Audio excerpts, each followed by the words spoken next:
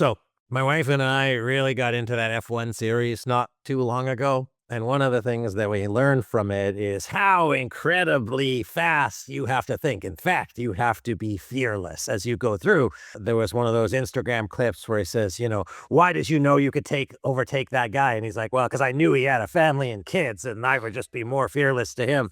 And my guest today, Brendan P. Keegan, his mission, his purpose, his reason for existing is to create 1 million fearless leaders. And so I'm so grateful to have him on the show today. In terms of, you look at his LinkedIn and he does so many things, but I think what really stands out to me is his desire and commitment to contribute to others, to support them in their leadership and their growth. Man, if you look at the stuff that he's on, so to speak, you wouldn't believe it. Brendan P. Keegan, thank you so much for joining us on the podcast today. All right, Anthony, a great opening, great story. That was Alonso when he said that. He was a world champion, and he kind of knew that, like, I don't have a family. I'll take the gap, I'll shoot the gap, and he won't do it. So great to be here. Looking forward to spending some time and learning some things from you, but also trying to maybe share a little thing or two for your audience.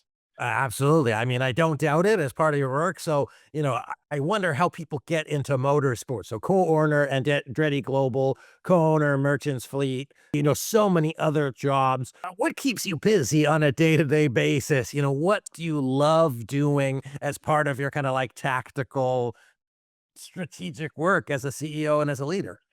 Yeah, so I've spent 25 years as an operating CEO of 6 different companies. In last year, this time, just 13 months ago, I actually exited being a single CEO of one company. And, I loved what I was doing. I was probably overpaid to be doing what I was doing. But, why did I leave? Because, I do have this goal of building 1 million fearless leaders. And in doing that, I wanted the opportunity to work with multiple companies and not just really work with one. So what I've been doing over a handful of years has been investing in what I call passion plays, things that I'm passionate about. So motorsports, country clubs, a stationary company, things that I really am passionate about so that I can work with those companies, help grow those companies, instill some of the practices that I did as an operating CEO, all the while getting a chance to do some pretty cool things. So, this past year going to, a couple weeks ago, going to the 24 hours of Le Mans, being at a board meeting right off the racetrack, it's pretty cool. It's pretty good work if you can get it. So that's what I'm doing now. Excellent. And you're contributing to already, 150,000 subscribers on LinkedIn. So it's a great that you've been put in a position to support people from that depth and breadth of contribution. So let's talk about being fearless. What does fearless mean to you? And what if our listeners wanted to be more fearless in their leadership? Yeah. What are some of the things that they should consider or reflect on where they're at? So, one of the mottos I've had literally for my whole life is this motto I say, have the courage to fail and the faith to succeed. So, I've always, as a person, I've always been willing to fail. Try out for a team that was probably better than my athletic ability. Run for class president when I wasn't that popular. Try to get a bid to the cool guy fraternity. I'm picking early life ones, and then later in life saying, "Hey, I want to be a CEO," when you had no right being a CEO. So I've always been very comfortable with, hey, putting a goal out there and saying, hey, if I come up short, that's fine. But what I've really learned is if you put it out there and you go after it and you embrace what you're not succeeding at and learn from it, most times, and I say most, not more times, most times you're actually going to accomplish that goal because you're going to learn from what you didn't do well. You're going to focus on your strengths. So being fearless is having the courage to fail. And the second half of that saying, in the faith to succeed. So that's my saying, have the courage to fail and the faith to succeed. So if you're willing to fail, but you say, you know what, I don't think I'm going to fail. I'm going to make this team because I'm going to get in the best condition of my life. I'm going to work on my left hand if you're a basketball player. If you're trying to run for class president and you say, hey, I'm popular with this group of kids, but I'm not popular with the student athletes. Or I'm not popular with the arts kids, saying, okay, well then I'm gonna get to know some of them. I'm gonna go to their art shows. I'm gonna go to the play. I'm gonna go to some sporting events. So if you again have the courage to fail, but you have the faith to succeed, and then you build your plan, like there's so much in life we can accomplish beyond any expectations that we probably put on ourselves. So I think being fearless starts with having courage and saying failure is okay. The next is having faith in saying and convincing yourself, I'm going to stumble, but I am going to be successful. Yeah. I think it's important that courage piece, that failure is okay. So, my next question is really how do you, as a leader, how do you create an environment to support other leaders? Like, oh, here's our fearless leader, and how do we support that while also balancing accountability? And if we take like motorsports as an example, like winning is very clear and not winning is very clear. You have off seasons to tinker and tune. You understand that you can't always win, but there's the culture of continuous improvement and like that faith and belief, and obviously backtracking it to support high performance. In organizations, especially as you have gone into many, many, you see that, they might not have that culture of accountability. They might not have the culture of learning. They might not have the culture of acceptability of failure. So how does one put the pieces in place to build an organization that is fearless? Yeah, by far the absolute number one thing is culture. You have to breed a culture that embraces failure, that embraces trying, that asks why, that's intellectually curious. Intellectual curiosity is probably the number one thing I recruit for. Hmm. If you're ever interviewing with me, I'm gonna be pinging you for finding out like how curious a human being are you. If you go to the mall and there's a line at the smoothie store, are you asking yourself, huh, what makes their smoothies better? Why is there a line here and there's not a line someplace else? That's the kind of person that I try to be around. But coming back, if the culture stays constant and it's continuously improving, you're going to have a good shot at being great for a long time. That's one of the things that Jim Collins talked about in his book Good to Great. Being great isn't over 2 or 3 years. Being great's over a decade. Being great's over 20 years. And the thing that can sustain that 10, 20-year run is culture. And the way you do that is by having the right leaders in place that reinforce that culture, and then bringing the people in that embrace that culture and collaborate and perform well in it. So, in my most recent book in November, it's called Dare to Disrupt: The 8 Pillars of Transformation. How do you transform a company? The first 3 pillars are leadership, people, and culture.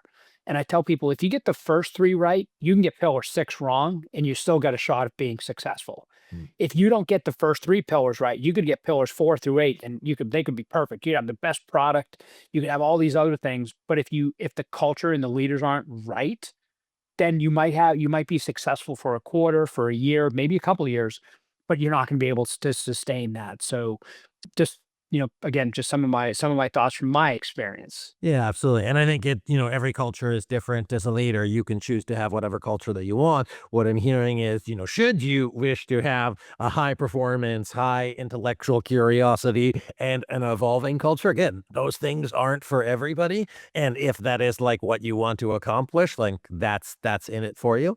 What about yourself as an individual? You've been in business for, however long, your individual practices. What would you say are one or two individual practices that support you at being at high performance? What are the things that you do to reflectively look and not ego check yourself, but like self-assess yourself as a leader to see if you're walking the walk on a daily basis? Yeah, so this is something that I've probably changed over the last 20 years.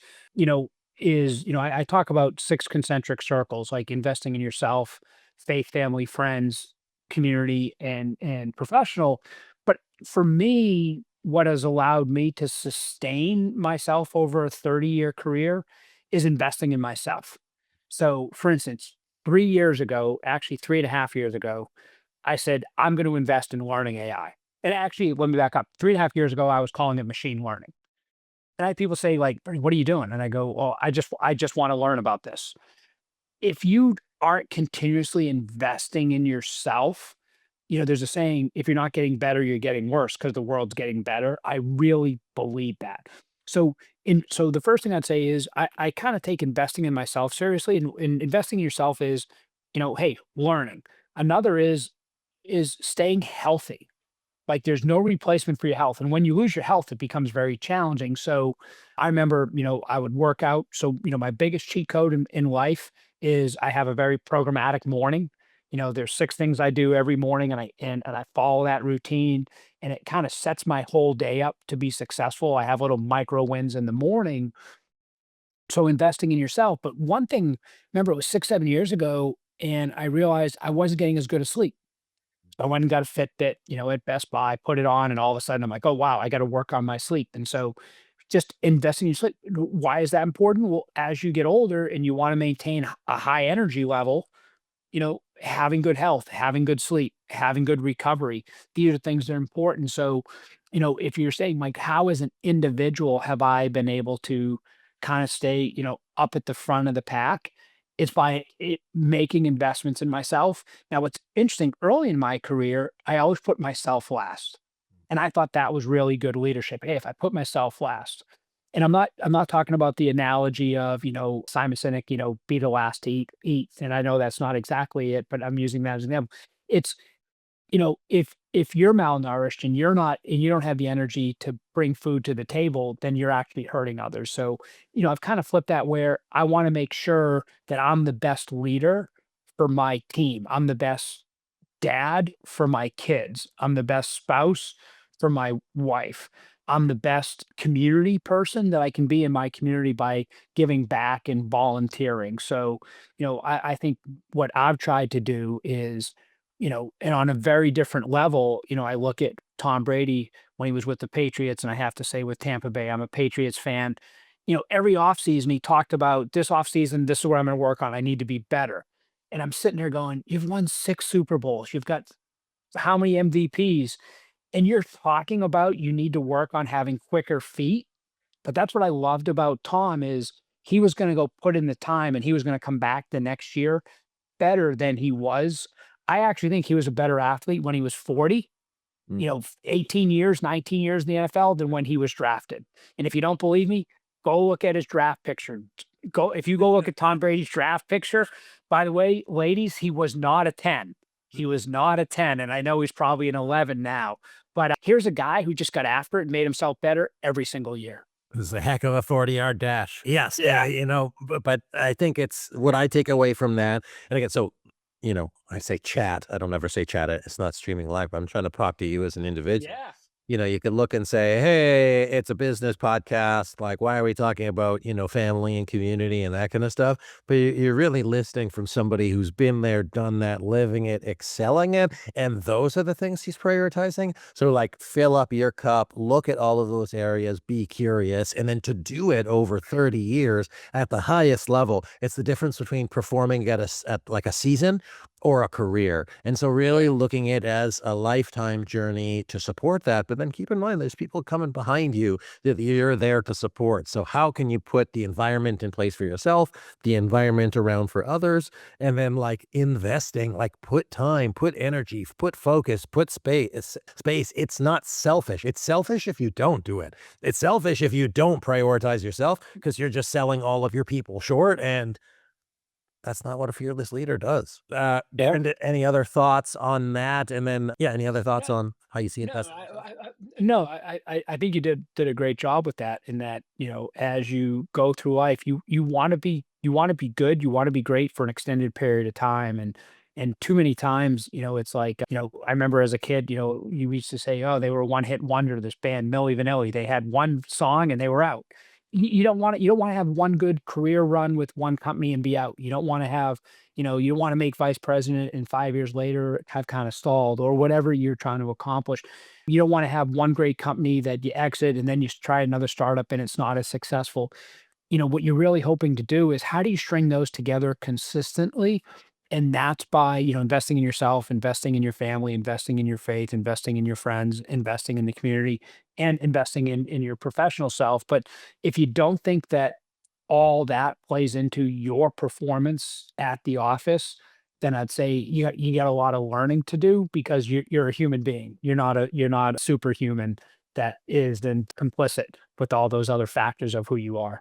Yeah. I have a key word that I took away there is perform. Like, are you getting the results that you hold for yourself? And some people can perform at this level and some perform at a high level, and that continuous evolution and building on that high performance. If that's who you are, and if you're listening to today's podcast, I assert that you are a high performance person. So take from that what you will. Brendan, how can people connect with you? How can they, I mean, you're involved in so many things and you're really just such a contribution to the world. What's your most favorite place to pour into people, to contribute to them, and to share to their growth as leaders in their community, in their households, in their work, and Yeah, contribute?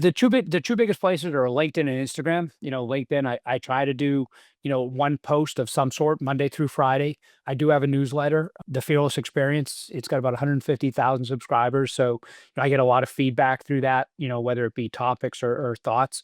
So you can connect with me there. It's Brendan P. Keegan. The newsletter is Fearless Experience. Instagram, it's BPK Fearless. I try to put, a story or a reel or if you like F1, yesterday on Monday, I put out a podcast with Adam Norris, Lando Norris's dad, which was kind of fascinating. Story. We talked about his success as a business executive, which allowed him then to help Lando become successful, to what it's like being a dad of a celebrity. So those are the best ways. And what I'll tell you is every single message I get on LinkedIn, I reply to, even the ones that try to sell me SEO websites or offshore resources. You will still get a reply. That reply, might be, hey, not a fit, but I do reply to every one of those personally. Every DM I get, as long as it gets to me, I reply to them, and it's me on the other end. So I if my goal is to build 1 million fearless leaders, I can't ignore you. I can't ignore you. My goal is to connect with you and somehow try to positively impact your life in a positive way, so that I can accomplish my mission in life. I love that. Well, I thank you for being so generous. I, for one, am looking forward to the conversation between you and Zach Brown. And so there's a lot of, not Zach Brown, bam, different Zach Brown, but looking forward to that. And Brendan, just thanks for sharing today. Thanks for keep on doing what you're doing. And folks, when someone is running fast, sometimes it's great to just stand behind them, stand beside them, see what they're doing. And Brendan Keegan is the definition of somebody moving fast and far. And so again, grateful for your time and contribution to others today and in the future. So thanks for joining me today. All right. Thank you. Folks, my guest today, Brendan Keegan, please connect with him online. Do not message him about SEO services unless it's super applicable, but do connect with him and support him in supporting others. My name is Anthony Taylor. This has been the Strategy and Leadership Podcast. I hope you enjoyed it. Be sure to subscribe, share, get this into the hands of others so we can support others in growing their life and goals. I'll see you next time.